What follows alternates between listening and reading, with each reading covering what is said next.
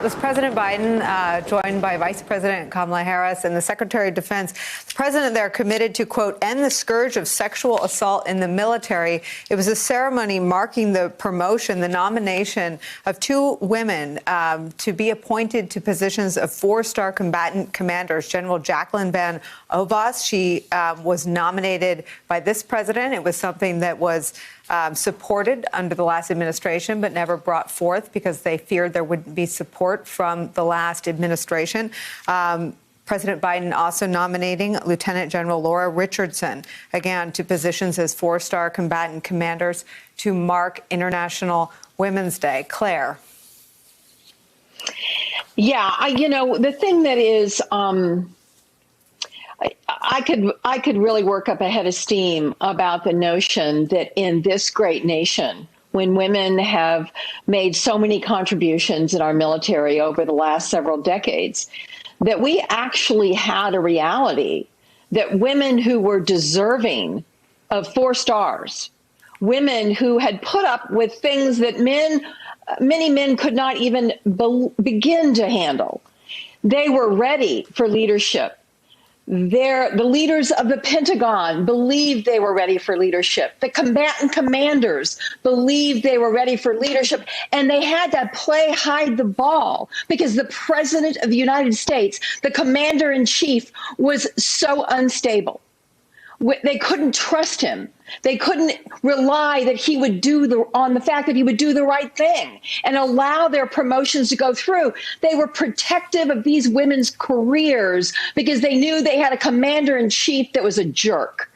So it is really unbelievable to me that these women had to wait. Thank goodness they got this designation today. They deserve it. I know both of these women. They are amazing, and they're going to be amazing commanders. Claire, I don't want to incite you to blow off any more steam, but I do think that it's important to put on a marker that we don't know what we don't know about what went on at the Pentagon. It is one of the most opaque institutions in the entire government by design. It is the institution most hardwired for complete deference to the chain of command, which would be the former commander-in-chief. But you take the way that the former guy corrupted the justice system within the military, you take the way he held back 2 qualified women from these nominations announced by President Biden today. You take what we learned last week in the testimony about the role of pardoned felon Mike Flynn's brother in the response of the National Guard to the deadly insurrection on the 6th. And it feels like the place where there's the most to learn about the 4 Trump years just might be the Pentagon.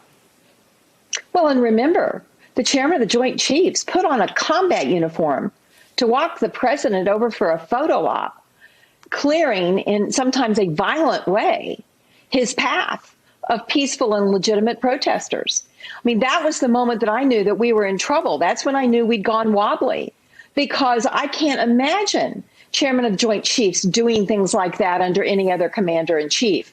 So yes, you're right. And that's why these inspectors general are so important, Nicolle. You referenced the Inspector General's report on the Transportation Secretary in the Trump administration. There are other reports now coming out, and we need to get these positions filled. They need to be filled with competent, strong, independent professionals, and we need to start paying attention to the work they do. They are the eyes and ears of the taxpayers in these agencies.